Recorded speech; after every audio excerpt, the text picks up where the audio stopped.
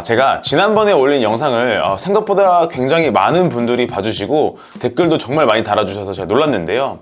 그 수많은 댓글 중에서 이런 댓글들이 좀 있더라고요. 그래서 어떻게 식단하고 어떻게 운동해서 40kg을 뺐는지 알려달라고. 그래서 이번에는 제가 40kg를 뺄 때 어떻게 운동하고 어떻게 식단했는지에 대해서 한번 자세히 말씀드리려고 합니다. 또 제가 관리하고 있는 회원님들 중에서 산후 우울증을 앓고 계신 분이라던가 팔다리만 길쭉길쭉하고 배만 많이 나온 이티 체형이라던가 등등 굉장히 많은 케이스의 회원님들이 있는데요. 이 케이스별로 식단을 또 어떻게 하고 어떻게 제가 관리를 하고 있는지 오늘 말씀드리려고 합니다. 오늘 영상에서 제가 말씀드리는 식단을 활용하셔서 여러분들이 다이어트 하실 때 제가 오늘 영상에서 말씀드리는 것들을 활용하시면 분명히 여러분들의 다이어트에 도움이 되실 테니 영상 꼭 끝까지 시청 부탁드립니다. 영상 시작하기 전에 좋아요와 구독 부탁드립니다. 안녕하세요, 스코치입니다. 제가 직접 40kg을 빼고 그 경험을 토대로 약 8년간 회원님들의 다이어트를 돕고 있는 다이어트 전문 코치입니다. 우선 제가 40kg을 뺄 때 어떻게 식단했는지 그리고 어떻게 운동했는지에 대해서 먼저 말씀드리도록 하겠습니다. 제가 그때 당시에 식단을 어떻게 했는지 직접 보여드리고 싶었는데 이게 8년 전이라 그런지 제 폴더에 사진이 남아있는 게 하나도 없더라고요. 그런데 중요한 것은 그때의 식단과 지금 제가 몸을 유지할 때 먹는 그 식단이 크게 다르지 않다는 겁니다. 제가 식단할 때 가장 중요하게 생각한 건 바로 야채입니다. 무조건 저는 식단할 때 야채를 중심으로 식단을 구성을 했어요. 야채는 식이섬유를 섭취하는 목적으로 사실 먹었는데요. 비타민과 미네랄을 같이 섭취하기 위해서는 무조건 생으로 먹어야 돼요. 익히면 그 비타민과 미네랄이 파괴되기 때문에 만약에 익혀서 먹어야 된다 하시는 분들은 비타민과 미네랄이 들어있는 과일이라던가 또는 영양제라던가 이런 것들을 같이 드셔주셔야 합니다. 그래서 저는 무조건 생으로 먹었습니다.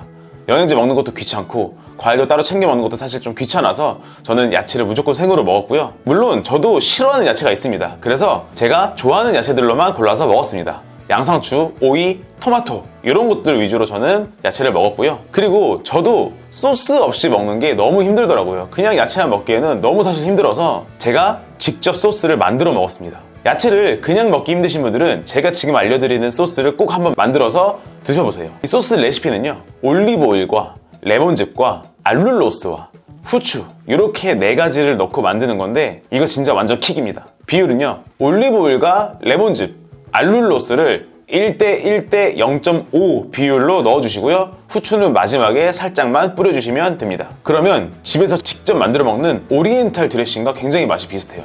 이래도 이렇게 소스를 첨가해서 생으로 먹는 것도 정말 너무 힘들거나 또는 너무 오랫동안 이렇게 생야채를 먹어서 질린다 하시는 분들은 저는 야채찜으로 해서 굉장히 많이 먹었습니다. 숙주나 콩나물 그리고 알배추라던가 청경채라던가 이런 것들을 넣고요. 마치 샤브샤브처럼 끓여 먹기도 하고요. 찜기에 넣어서 야채찜으로도 되게 많이 먹었습니다. 그리고 야채가 너무너무 먹기 힘들다, 정말 질려서 먹기 힘들다 하실 때는요, 저는 야채를 식이섬유를 섭취하는 목적으로 먹었거든요. 그렇기 때문에 식이섬유가 풍부한 다른 음식들도 되게 많이 먹었어요. 예를 들면 버섯 같은 경우는 식이섬유가 굉장히 많기 때문에 그 버섯을 좀 먹었고, 그 버섯을 정말 먹기 힘들다 그럴 때는 저는 올리브 오일로다가 볶아서 먹었습니다. 또는 해조류나 미역이나 김 이런 해조류에도 굉장히 사실 식이섬유가 풍부하기 때문에 저는 김도 먹었고요. 구운 김, 저는 조미김도 좀 먹었어요. 그리고 미역 같은 경우는 오트밀에다가 미역죽처럼 해서 먹을 때도 있고요. 또는 미역국을 끓여서 국물은 먹지 않고 건더기만 건져서 먹은 적도 굉장히 많습니다. 이렇게 뭔가 야채나 버섯 이런 것들을 좀 다양하게 활용해서 전 식단할 때 먹었고요. 그렇게 먹다 보니까 사실 잘 질리지 않더라고요. 이렇게 야채 먹는 거, 식이섬유를 먹는 거 그 다음으로 제가 중요하게 생각한 건요, 바로 단백질입니다. 제가 사실 고기를 워낙 좋아해요. 고기를 워낙 좋아하다 보니까 매 끼니마다 고기가 없으면 잘 밥을 안 먹던 사람이기도 합니다. 그렇기 때문에 저는 고기를 늘 함께 먹었고요. 다만 저는 동물성 단백질만 너무 위주로 먹지 않았고 식물성 단백질도 같이 먹었습니다. 콩이나 두부, 특히 저는 두부를 너무 좋아해요. 순두부도 좋아하고 모두부, 판두부 다 좋아하기 때문에 저는 두부를 정말 적극적으로 많이 먹었거든요. 그래서 고기 반, 두부 반 이렇게 해서 제 식탁에 단백질을 좀 채웠습니다. 이 고기, 단백질을 섭취할 때 포인트는요, 일단 고기가 가공되면 안 돼요. 그 고기의 모양이 본연 그대로 있어야 됩니다. 예를 들면 안심이라던가 뭐 닭가슴살이라던가 뭐 돼지 목살이라던가 이런 고기 부위들 있잖아요. 이런 부위들이 막 갈리고 어떻게 버무려져 가지고 소세지로 만들거나 해무로 만들거나 뭐 핫바로 만들거나 이렇게 된 가공식품은 절대 입에도 되지 않았고 무조건 생물 본연의 그 모습 그대로의 고기를 먹었습니다. 해산물을 먹을 때도 뭐 새우를 먹을 때나 조개를 먹을 때나 전부 다 저는 그 모습 그대로의 생물식품 그대로를 먹었고요. 그리고 두 번째 포인트는요, 지방이 많은 부위의 고기는 먹지 않았습니다. 삼겹살이라던가 갈비살, 항정살 이런 뭔가 지방이 좀 단백질보다 지방이 많은 부위가 있거든요. 그런 부위의 고기는 저는 먹지 않았습니다. 지금 제가 가공된 거 먹지 않았다라고 하는데 정말 뭐 사회생활을 하다가 또는 너무 바빠서 내가 단백질을 이렇게 챙길 시간이 없다 하실 때는 저는 이제 어떤 것까지 먹었냐면, 예를 들어 말씀드릴게요. 닭가슴살을 먹는다 그럴 때 닭가슴살 모양이 그대로 있는 거에다가 소스가 어느 정도 묻어져 있는 것까지는 먹었습니다. 근데 그 닭가슴살이 갈려서 스테이크가 되거나 큐브가 되거나 소시지가 된 거, 이런 것들은 먹지 않았습니다. 그렇지만 최대한 저는 제가 먹을 수 있는 도시락은 제가 싸들고 다녔습니다. 요즘 사실 편의점이 되게 잘 돼 있잖아요. 그래서 저는 정말 먹을 게 없다 그럴 때는 편의점 가서 계란 사 먹었어요. 근데 제가 단백질 쉐이크라던가 이런 것들은 먹지 않았습니다. 왜냐하면 그 쉐이크는 제가 먹으면 배가 안 부르더라고요. 포만감이 잘 느껴지지 않아서 금방 또 배고파지고 쉐이크나 이런 마시는 걸로는 먹지 않았고 무조건 저는 씹었습니다. 그 다음으로 제가 신경 썼던 것은요, 바로 탄수화물입니다. 요즘 다이어트 하려고 저를 찾아오시거나 상담 받으시는 분들이 늘 하는 말씀이 있으세요. 탄수화물 먹으면 안 되죠? 탄수화물 줄여야 되는 거 아닌가요? 탄수화물 먹으면 살찌는 거 아니에요? 이렇게들 많이 말씀하시는데 절대 아닙니다. 탄수화물은 우리 몸에 반드시 필요한 영양소이기 때문에 꼭 먹어야 됩니다. 저는 식단할 때 탄수화물을 단 한 번도 빼먹지 않고 먹었습니다. 그리고 제가 회원님들한테 정말 많이 말하는 게 뭐냐면, 우린 한국인이잖아요. 우리 한국의 식사 문화나 생활 이런 거 보면은 옛날부터 탄수화물이 빠져있는 식탁을 거의 아마 본 적이 없을 겁니다. 밥이면 밥, 떡이면 떡, 과일이면 과일. 한국에서 살고 있다면 절대로 탄수화물을 배제하면서 또는 탄수화물을 극단적으로 줄여가면서 식단을 할 수 있는 환경 자체가 아니에요. 기를 쓰고 탄수화물을 줄이고 살을 빼고 식단을 하고 다이어트를 한다고 해도 절대로 유지할 수가 없어요. 자꾸 탄수화물을 배제하면서 식단을 하거나 뭐 저탄고지라던가 탄수화물 절제식이라던가 이런 식단을 하시는 분들이 실패하는 이유가 바로 이거예요. 탄수화물은 우리 한국인의 이런 식사 생활이라던가 식문화에서는 절대 빠질 수 없는 그런 영양소이기 때문에 절대로 그 식단을 유지할 수가 없어요. 우리는 다이어트를 어떻게 해야 되냐면 유지할 수 있어야 돼요. 내가 살을 빼고 그 몸을 유지할 수 있어야 됩니다. 그렇기 때문에 탄수화물은 먹으면서 다이어트를 해야 된다. 탄수화물 먹어도 반드시 살을 뺄 수 있습니다. 저 또한 탄수화물을 먹으면서 살을 뺐기 때문에 무조건 탄수화물 드시면서 살을 빼셔야 돼요. 그런데 당연히 걸러서 먹어야겠죠. 우리가 먹을 수 있는 탄수화물이 있고 먹으면 안 되는 탄수화물이 있습니다. 적어도 살을 뺄 때만큼은. 살을 뺄 때는 구분하셔야 돼요. 내가 먹을 수 있는 탄수화물과 먹을 수 없는 탄수화물을.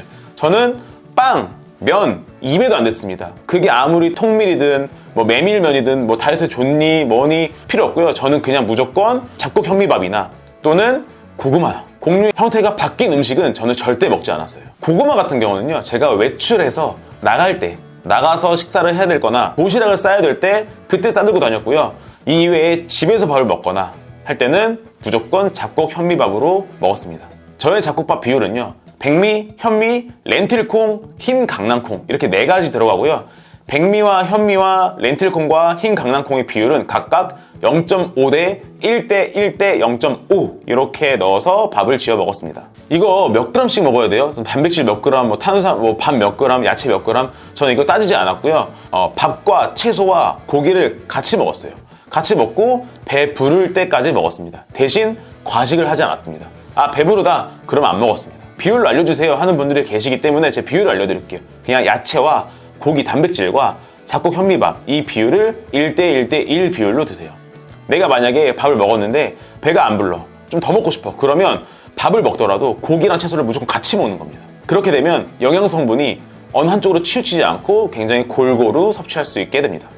이렇게 제가 하루에 아침, 점심, 저녁 3끼를 잘 챙겨 먹었는데요. 그럼에도 불구하고 사실 배가 금방 고파지더라고요. 그래서 제가 그 배고플 때, 허기질 때는 뭘로 이겨냈냐면 저는 아몬드, 내 몸에 좋은 지방 아몬드를 먹었고요. 딱 저는 하루에 20알만 먹었습니다. 아몬드 좋다고 막 드시는 분 계시는데 너무 많이 먹으면 오히려 그것도 지방이기 때문에 지방 섭취량이 너무 과해질 수 있어요. 그래도 배고프면 저는 토마토를 정말 무제한으로 먹었고요. 계란도 한두 알씩 계속해서 같이 먹었습니다. 저는 이렇게 야채와 단백질과 탄수화물을 챙기면서 40kg를 쭉 뺐습니다. 그리고 그 식단이 지금도 여전히 지속되고 유지되고 있어요. 그런데 제가 40kg를 뺄 때 이렇게 식단만 하지 않았어요. 생활 패턴도 굉장히 중요하거든요. 그래서 아침, 점심, 저녁을 꼭 챙겨 먹었고요. 잠은 하루에 7시간 이상 무조건 자려고 했습니다. 저도 탄산음료를 굉장히 좋아해서 일반 콜라보다는 제로가 낫겠지 하고 사실 많이 먹었었는데요.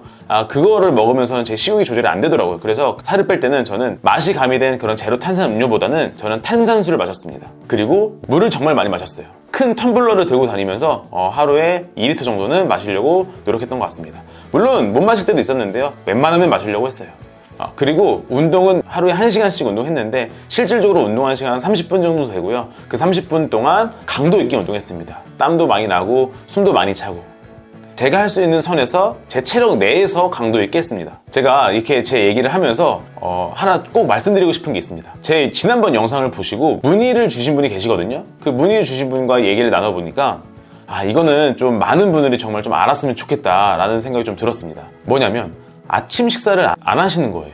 아침 식사를 안 하시는데 저는 이 아침을 먹지 않는 게 바로 여러분들이 살이 찌는 바로 첫 시발점이라고 생각을 합니다. 물론 아닌 분들도 계시겠지만 잘 곰곰이 한번 생각해 보세요. 아침 식사를 잘 안 하면 점심 식사 전에 뭔가 군것질을 하시더라고요. 뭔가 핑거푸드 같은 거, 사무실에 있는 과자라던가 빵 한 조각이 이런 것들을 꼭 드시고 그리고 나서 점심 식사를 하세요. 점심 식사도 그냥 건강식 느낌이 아니라 아침에 안 먹었던 이제 배가 고픈 게 이제 올라오기 때문에 좀 더 많이 먹게 돼요. 폭식을 하는 경우도 있고요. 굉장히 고칼로리 음식을 먹는 경우도 많습니다. 고칼로리 음식, 고지방, 고탄수화물 음식을 먹고 나면 저녁까지 배가 안 고픈가? 그것도 아니에요. 저녁이 오기 전에 또 배가 고파지고 또 허기집니다. 그때 또 뭔가 핑거푸드를 먹게 된단 말이에요. 과자를 먹고 군것질을 하게 되고 이러한 생활 패턴이 나타나기까지 그 첫 번째 단추가 바로 아침 식사를 안 드시는 겁니다. 요즘에 간헐적 단식이니 뭐니 공복 시간을 늘리면 좋니 안 좋니 하면서 아침 안 드시는 분들이 되게 많은데요. 아침 식사를 안 하시고 점심 식사 하실 때 또는 저녁 식사 하실 때 가공되지 않은 탄수화물과 깨끗한 음식들, 단백질, 고칼로리, 고열량의 음식으로 점심과 저녁을 드시지 않을 경우에는 그 효과를 볼 수 있습니다. 그런데 그게 아니면 오히려 아침을 안 먹는 게 점심과 저녁 때 좀 더 많은 칼로리를 요구할 수 있다. 조금 더 많은 열량을 섭취하도록 유도할 수 있다. 그렇기 때문에 저는 아침 먹는 거를 꼭 추천하고요. 그래서 제가 추천드리는 좀 아침은요. 사과 반쪽에 삶은 계란 2조각에 올리브오일과 후추를 뿌려서 먹는 겁니다. 이렇게 드시면요. 포만감도 굉장히 오래 가고요. 식욕 안정화에도 굉장히 도움이 많이 됩니다. 정말 먹을 시간이 없다 하시는 분들은 아침 공복에 올리브오일이라도 한 잔 생으로 한번 드셔보세요. 제가 요즘에 시간이 부족해서 아침을 못 먹을 때에는 제가 그렇게 하고 있거든요. 아침마다 이제 공복에 올리브오일을 먹기 시작했는데 되게 포만감도 오래 가고요. 점심시간이 올 때까지 먹을 거 생각이 별로 안 나더라고요. 올리브오일을 아침 공복에 마셔주면요. 이후 식사에서 혈당 조절이 굉장히 용이해져요. 혈당이 빠르게 치솟는 혈당 스파이크를 방지해주기 때문에 이후에 식욕이 막 날뛰거나 더 뭔가 먹고 싶은 생각이 들거나 하지 않고요. 오히려 식욕이 안정화되고 인슐린 저항성 개선에도 굉장히 도움이 많이 됩니다. 그래서 이후에 식욕 조절을 하는데 되게 도움이 많이 돼요. 그래서 저는 이러한 식단과 이런 생활 패턴으로 좀 7개월 동안 꾸준하게 해서 40kg를 뺐습니다. 그렇게 하다 보니까 자연스럽게 습관도 잡히고요. 이 습관이 지금까지 이어져 오고 있는 것 같아요. 그래서 저는 이 경험을 토대로 제 회원님들을 여러 관리하고 있습니다. 그 중에 제가 대표적으로 조금 말씀드리고 싶은 케이스 회원님들이 계신데요. 첫 번째 케이스가 40대 중반의 여성분인데 학원을 운영하세요. 학원을 운영하면서 아침부터 저녁까지 수업을 하시거든요. 그래서 수업을 하는 시간 이 사이에는 수업이 연달아서 있어가지고 식사를 제대로 못하는 거예요. 공복이 너무 길어요. 배고픈 기간이 너무너무 길다 보니까 퇴근하고 터져버리는 거예요. 이 식욕이 참았던 게 터지면서 밤마다 야식을 먹거나 그리고 이분은 매일마다 술을 마셨어요. 매일 음주했어요. 일주일에 7번 음주하셨던 분입니다. 이렇게 일하고 먹고 하는데 운동할 시간이 어디 있겠어요. 운동 당연히 못했겠죠. 그렇게 생활하시다가 저한테 처음 오셨을 때 체중이 키 158에 체중이 71kg였습니다. 체지방률이 무려 47%대셨기 때문에 이거는 미용을 떠나서 사실 건강을 위해서라도 다이어트를 반드시 해야 되는 상황이었어요. 이분의 문제점은 공복이 너무 길었어요. 공복이 너무 길고 그러다 보니까 본인이 갖고 있는 식욕 이상의 식욕이 발현된 겁니다. 이분한테 제가 어떤 솔루션을 드렸냐면 양껏 먹으라고 했습니다. 그냥 배가 터질 때까지 먹으라고 했어요. 배 부를 때까지. 대신 먹을 수 있는 음식 내에서 마음껏 먹으라고 했습니다. 이분이 저한테 어떻게 말씀하셨냐면 정말 이렇게 많이 먹어도 돼요? 정말 이만큼 먹어도 돼요? 매번 물어봤습니다. 매번 물어볼 때마다 저는 매번 답해드렸어요. 제발 드세요. 더 드세요. 많이 드세요. 배부를 때까지 드세요. 그리고 퇴근 후에 여기 이 센터로 나오는 게 하나의 좀 포인트였던 것 같습니다. 아마 이 센터로 나오지 않았으면 무조건 술을 마시러 가셨을 거예요. 그런데 운동을 시작하고 나서 술을 마실 시간에 운동을 나오시게 된 겁니다. 그러면서 자연스럽게 술은 마시지 않게 되었고요. 이분도 사실 굉장히 힘들었어요. 7번씩 먹던 술을 안 먹으려고 하다 보니 얼마나 생각나겠어요. 근데 제가 딱 말씀드렸습니다. 일주일만 참아보라고. 일주일만 이렇게 매일 운동 나오시고요. 일주일만 제가 먹으라는 식단으로 한번 드셔보세요. 그러면 완전히 달라질 거라고요. 어떻게든 참았습니다. 어떻게든 일주일 참았거든요. 그렇게 일주일 참은 게 벌써 5개월이 됐습니다. 그렇게 해서 이분의 체중이 51.9kg가 됐고요. 체지방률은 무려 25%가 내려간 23%가 됐습니다. 이분의 식단 사진을 보면요. 사 먹는 게 없고요. 무조건 다 집에서 만들어 드셨습니다. 일단 채소는 무조건 무제한이었어요. 이만큼 먹어도 돼요? 라고 물어봤던 게 거의 채소 비중이었거든요. 이분은 채소가 맛없어서 못 먹거나 그런 게 아니라 채소라도 양껏 먹을 수 있으면 좋다 이랬습니다. 그래서 식단을 보시면 무조건 식단에는 야채가 가득했고요. 그리고 양질의 단백질, 그리고 탄수화물이 늘 섞여 있었습니다. 현재 이분의 다이어트는 끝났습니다. 더 이상 이제 감량이나 이런 건 더 이상 하지 않으셔도 되고 지금 현재의 몸을 유지할 수 있는 것에 초점을 맞춰서 관리를 해드리고 있습니다. 그래서 이제는 한 번씩 음주도 한 번씩 하세요. 음주도 하시고 먹고 싶은 음식도 한 번씩 드시고 대신 드셨으면 술을 한잔 했으면 그 다음날 운동을 하거나 식단 조절을 해서 늘 이 상태를 유지하고 계십니다. 두 번째 케이스는요. 산후 우울증을 앓고 계시던 회원님이셨어요. 산후 우울증이라고 하니 저는 사실 처음에 감이 안 왔거든요. 근데 제가 최근에 이래서 산후 우울증이 오는구나 이거를 굉장히 뼈저리게 느꼈습니다. 왜냐하면 이거는 TMI지만 제가 올해 2월에 저에게 이쁜 딸이 태어났습니다. 지금 현재 2달 됐는데요. 너무 이쁜데 너무 이쁠 때만 있지 않고요. 너무 막 스트레스도 받고 막 열이 받는 거예요. 왜 우는지 모르겠는 거예요 도대체. 밥을 먹였는데 울고 뭐 하면 울고 뭐 밤낮 안 가리고 계속 울고 다음날 이제 나와서 이제 일을 해야 되는데 잠을 못 자다 보니까 너무 스트레스가 너무 많이 받는 거예요. 그래서 이래서 이제 엄마들이 굉장히 산후우울증도 많이 겪고 힘들어 하는구나. 이때 정말 많이 느꼈습니다. 저는 이제 밖에서 나가면 이제 애를 안 보기 때문에 그 스트레스 지수가 사실 실제 우리 어머니분들이 아이를 키우고 계시는 또는 키웠던 어머니분들이 받는 스트레스에 비하면 저는 사실 아무것도 아니라고 생각을 해요. 이제 이걸 생각하면 정말 많이 힘들었겠구나 이런 생각을 굉장히 많이 합니다. 그래서 이렇게 좀 산후우울증을 앓고 계신 여성분들의 특징이 뭐냐면 본인을 신경을 쓰지 못해요. 본인을 챙길 시간이 없는 거예요.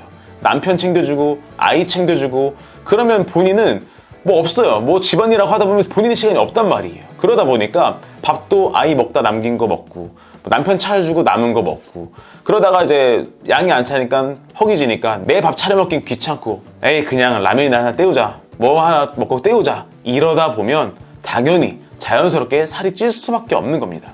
그래서 이 회원님에게는 뭐를 얘기했냐면 딱 하나 하자고 했어요. 당신 밥 챙겨 먹어라. 다른 거 필요 없고요. 당신 밥 따로 챙겨서 드세요 라고 했습니다. 그렇게 하니 이 회원님이 달라진 게 뭐냐면 군것질을 안 하는 거예요. 배가 고파서 허기져서 막 이것저것 주워 먹는 이런 게 없어지고 딱 밥 시간대 되면 내 밥을 챙겨서 먹는 겁니다. 이분의 식단은 특별한 게 없었어요. 그냥 밥, 국물 밥에다가 계란 후라이 거기에 뭐 김치라던가 이런 시금치, 나물, 야채 반찬 이런 것들을 그냥 같이 곁들여 먹었습니다. 이 회원님한테 말씀드렸던 게 뭐냐면 탄수화물 식품과 채소와 단백질 이 세 개는 식사하실 때 챙겨라 이렇게 말씀드렸거든요. 그렇게 하니까 그대로 사실 만들어서 드셨더라고요. 이 회원님의 식단 포인트도 직접 만들어 먹었답니다. 사서 먹는 게 아닌 직접 내가 조리해서 먹는 음식. 직접 만들어 먹는 음식이 가장 깨끗하고 가장 클린해요. 이렇게 해서 이 회원님이 키가 168인데요. 처음에 여기 오셨을 때 71.8kg였습니다. 체지방률은 무려 39.8%였어요. 그런데 이렇게 내 식사 챙겨 먹고 만들어 먹고 이렇게 운동 매일 30분씩 운동하고 8개월 만에 20kg를 감량했습니다. 체중은 51.7kg이 됐고요. 체지방률은 무려 20.3%로 내려왔습니다. 이 회원님은 아마 옆에 아기가 없으면 정말 유부녀인지도 모를 정도로 굉장히 사실 많이 날씬해졌고요. 젊었을 때 그 몸매로 다시 되돌아왔습니다. 제가 마지막으로 말씀드릴 유형은요. 요즘 현대인들의 가장 많은 유형이지 않을까 싶습니다.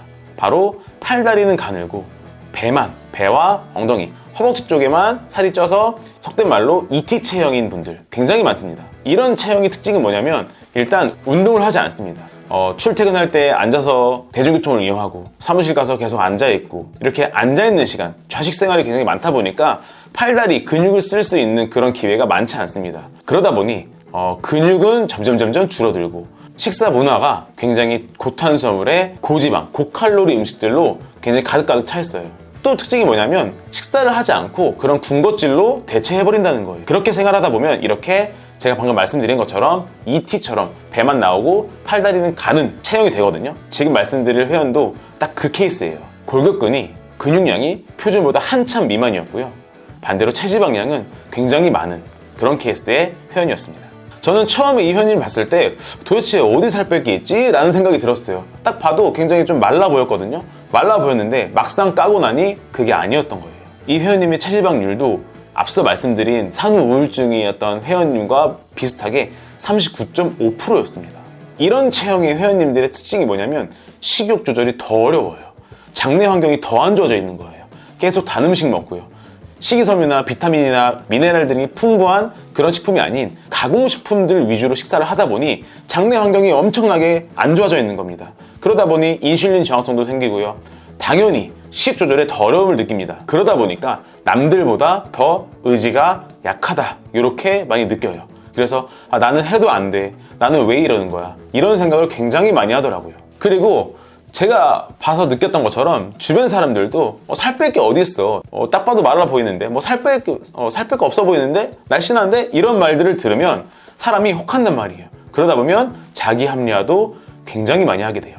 나 날씬하구나, 나 살 안 빼도 되겠구나, 이런 생각을 되게 많이 합니다. 그러다가 어느 순간 거울 보고 또 현타가 와요. 그래서 사실 이 회원님도 그랬어요. 식단을 하기로 했고 뭔가 운동을 하기로 했고 열심히 다이어트를 하기로 했는데 그 식습관이 잘 안 바뀌는 거예요. 지금에 뭔가 만족하려고 하고 뭔가 조금 힘들어지면 지금이 괜찮아, 지금도 뭐 날씬한 것 같은데, 이런 생각을 하게 됩니다. 그래서 이 회원님은 시간이 조금 오래 걸렸어요. 시간이 오래 걸렸지만 결국엔 성공했다. 이 회원님의 다이어트 기간은 약 13개월, 1년 하고도 1개월 더 걸렸고요.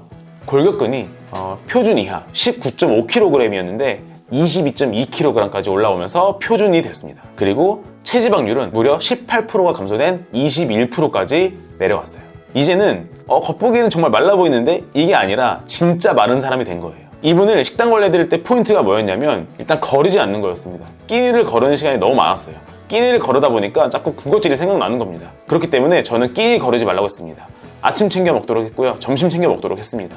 물론 정제된 탄수화물 줄이고 야채 위주의 식사를 하라고 했습니다. 근데 이 회원님 같은 경우는 샐러드를 먹으면서 저칼로리 식단을 절대 하면 안 되기 때문에 전 충분히 칼로리까지 채울 수 있는 식사를 알려줬습니다. 이렇게 말하니 어렵다 생각하실 수 있으실 텐데 그냥 집밥 먹으라고 했습니다.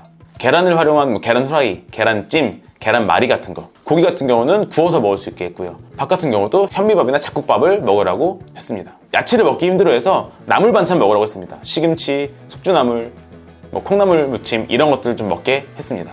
자, 오늘 이렇게 제가 다이어트 할 때 식단, 그리고 생활 습관과 제가 관리해드리고 있는 3가지 유형의 회원님들에 대해서 이야기를 해봤는데요. 이 회원님들의 공통점은 첫 번째, 절대 적게 먹지 않았다는 거예요. 칼로리 계산하면서 200칼로리, 300칼로리 이렇게 하지 않았고요. 배가 부를 때까지 먹었습니다. 당연히 폭식이나 과식이 아니고 배부르다 라는 신호가 오면 그때까지 먹게 했던 것. 두 번째는 정제되지 않은 식품을 먹게 한 거예요. 탄수화물이든 고기든 채소든 가공되지 않은 것들로 먹게 했습니다.